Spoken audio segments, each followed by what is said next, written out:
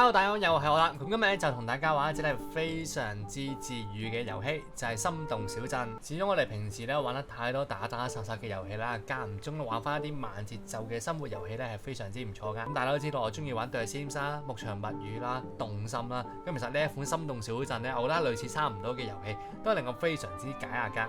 而最重要嘅一點咧就係呢款遊戲係免費玩噶。咁呢款遊戲有啲咩特別呢？咁我即刻開始邊玩邊介紹啦。首先我哋一開頭咧係會攞到間屋仔噶。咁我哋間屋仔咧其實咧就乜鬼都冇嘅。咁然後咧我哋就要 keep 住去收集一啲嘅素材啦，去打咗啲家私出嚟去佈置我哋嘅家居噶。咁我哋就有張工具台啦。咁我哋 keep 住玩嘅時候咧，你會見到我哋每一個唔同嘅家私咧需要嘅材料咧，佢都話翻俾你聽。咁我哋只要努力去收集嘅話咧，就可以打造你一啲嘅家私啦。咁而家我缺乏素材嘅情況之下咧，咁要點樣做呢？咁我哋就要去收集材料啦。咁我哋附近咧有好多木頭啦，同埋好多石頭啦。咁我哋劈樹嘅情況之下咧，咁就會收集到一啲嘅材料。咁你會見到我哋劈樹嘅時候咧，亦都係會靠呢個嘅體力㗎。咁體力咧係會回翻嘅，咁大家唔使擔心。咁每一個收集資源嘅地方咧，咁其實咧大概就劈3下就完㗎啦。咁跟住咧，如果之後想再劈嘅話咧，就要等佢個 CD 結束，我哋劈多啲樹先。咁因為我哋而家要整呢個櫃咧，同埋整凳嘅話咧，都係需要呢個嘅木材㗎。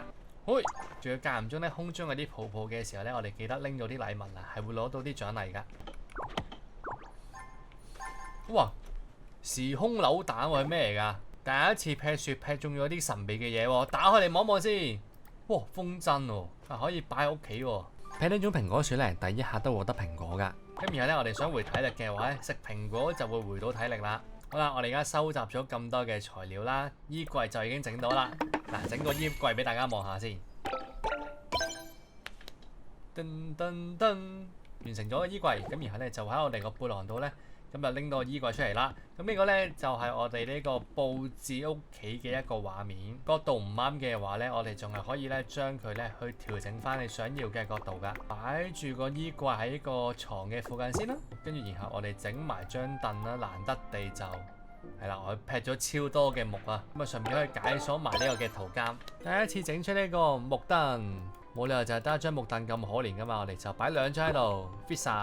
咁跟住呢個遊戲咧，每日咧都係會收到一啲村民嘅委託啦。咁然後咧，當你完成咗我哋嘅委託嘅時候啦，亦都會攞到呢啲嘅獎勵噶。而最重要咧就係貢獻徽章啦，到時咧升級發展加等級咧最重要嘅道具啊。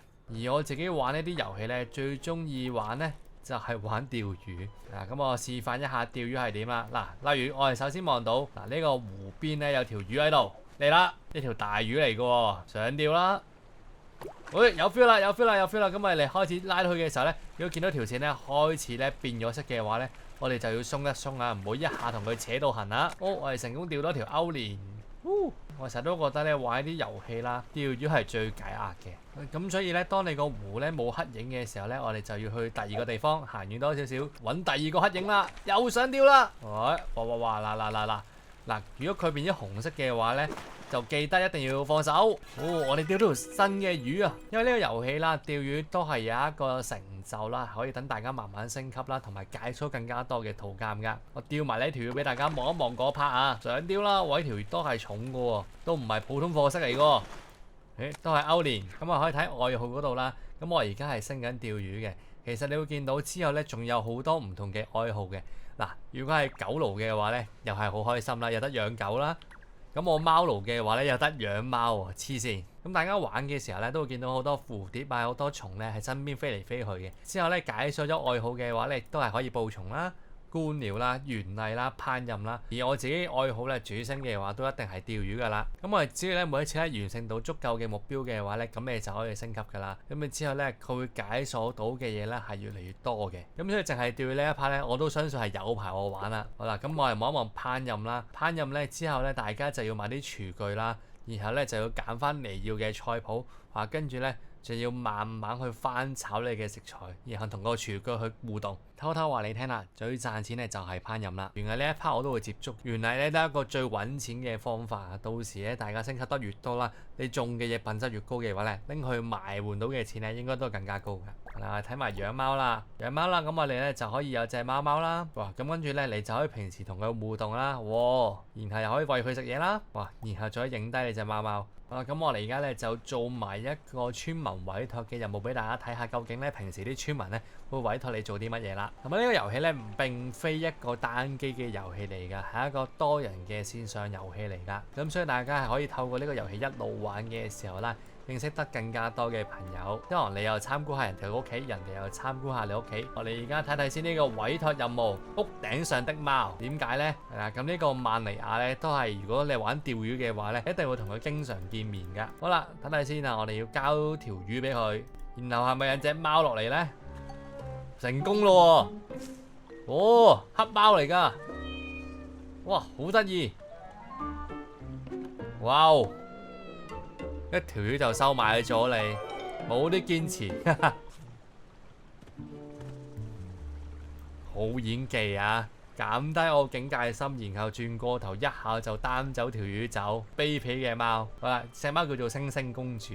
哇！跟住我哋解咗任務啦，咁啲村民咧會成日送一啲製作書俾大家啦，咁然後大家咧就要開發咗啲新嘅內容啦。好，然後咧大家玩嘅時候咧就要升級呢個嘅發展加等級啦。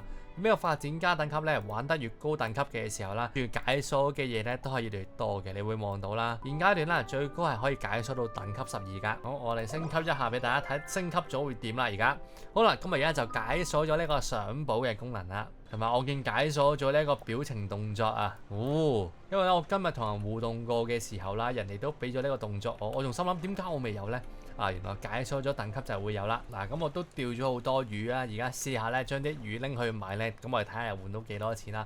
因為而家有一個村民嘅任務啊，透過出售魚或者農作物咧獲得1200金幣，咁啊俾大家望一望究竟釣魚揾唔揾到食啦。而呢一款遊戲咧，除咗而家好似我咁咧 PC 上面玩啦，其實手機上面都係有得玩噶，非常之悠閒同埋非常之舒服嘅遊戲嚟啦。我哋試下賣咗我哋啲魚先。Hello， 阿爾巴特二世出售物品係啦，咁我哋就可以將我哋所有嘅嘢賣啦。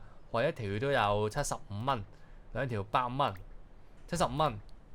哇！呢條得50蚊嘅歐白魚都係睇品種嘅，咁我哋賣咗6條魚啦，先係賺得個300幾蚊，啲錢都係唔容易揾㗎。最尾啦，俾大家望一望呢一個遊戲嘅小鎮啦。暫時嚟講呢個版圖我都覺得係非常之大啦，非常之有心機啦。